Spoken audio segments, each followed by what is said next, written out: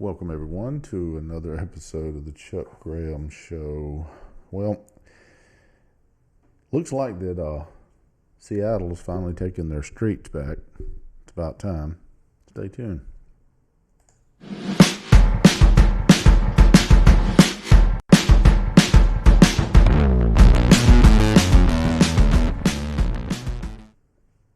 Welcome back. Okay, so I was watching the news today, and I saw the Seattle mayor, taking the streets back. I don't know why it took her so long, because the bottom line is that they should have done this the day of the protest, and any kind of destruction of private property or public property. That protest needs to be shut down. And I'm going to address a little bit about the gun owners in Missouri, St. Louis. I hate to tell you, people, you have a curtilage around your property, and you have every right to defend your property and yourself. And I'm glad it didn't result in anyone's death, and I'm glad that they weren't stupid enough to try to charge at those folks. They could have probably done a little bit better job of handling their weapons, but neither here nor there. And until you're in their situation, you really can't sit there and judge. But here's the thing, when it comes to all these riots and protests, and all this is just nothing but anarchist. Black Lives Matter is nothing. It doesn't match its namesake. It is a Marxist organization, and they make no bones about it. Them and Antifa both are hell bent on the destruction of this country. So, but anyway, I just found it ridiculous. And where was the sheriff in all this?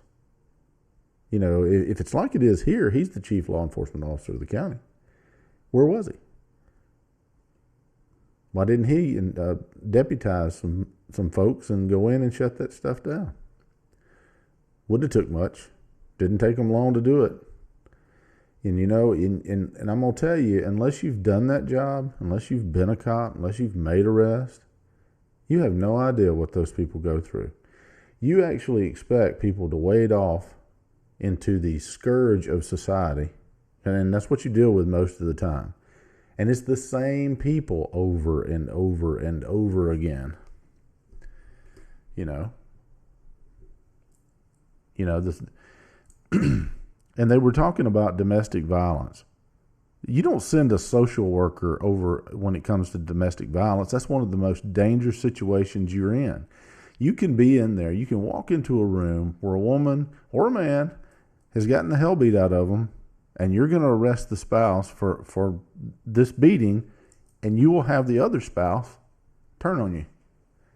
I've seen that happen a lot. And then you end up having to arrest both of them. You don't want to send a social worker in for that. That's just idiocy. So, this thing about chops or chads or whatever the hell they wanted to call it,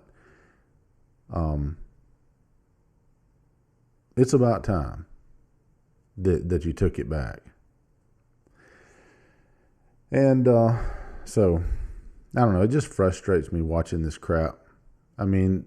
Get 40, 50, 60 officers out there with spray and rubber bullets, and you could break it up pretty quickly, But anyway, well, it looks like the Mississippi state flag here has bit the dust. Yep, they got it, folks. The legislature voted on it, and our awesome governor, and I'm being sarcastic, yeah, he handled that great. Now, do I care that they did it in a constitutional way. I don't have a problem with them removing the Confederate flag off our flag. That's not it. But like I said in my last show, that there were 2001, I believe, there was 64% of the people voted to keep it. And I know that's not how you run a constitutional republic. That's more like a democracy. But the point being is they put it up on a referendum and the people wanted to keep it.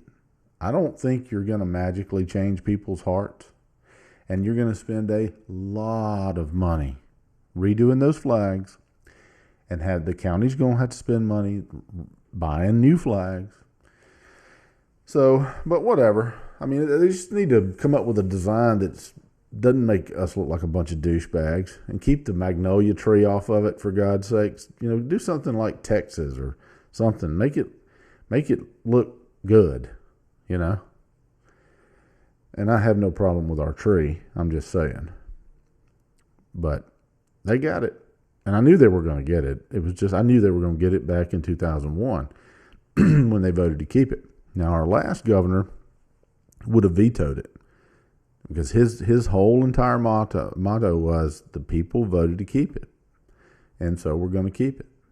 But I don't think you're going to magically remove the rebel flag from our flag and, all of a sudden you're going to change the hearts and minds of what? Racist people? Hell, racist people are going to be racist. It doesn't matter, black or white, you know? So, you know, you just got people just hate folks just to be hating folks. You know, I mean, it doesn't make any sense to me, but I don't think you're going to change the hearts and minds of folks just because you remove monuments, statues, symbols from flags. That's not going to change anything. Now, they're saying, oh, yeah, we can do anything. Like that young man getting on TV. We can do anything if we remove that flag. No, it won't stop there. It'll be the flag, and then it'll be the statutes, and then it'll be the monuments, and then they'll try to erase history. I'll tell you what, you erase history, and you're doomed to repeat it. So it's just, and all this selective segregation is just beyond me.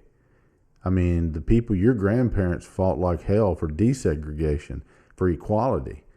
You know, Martin Luther King fought for equality, and now you are wanting to selectively segregate yourself. It makes no sense. Either you want equality or you don't. But that's not who's running these organizations.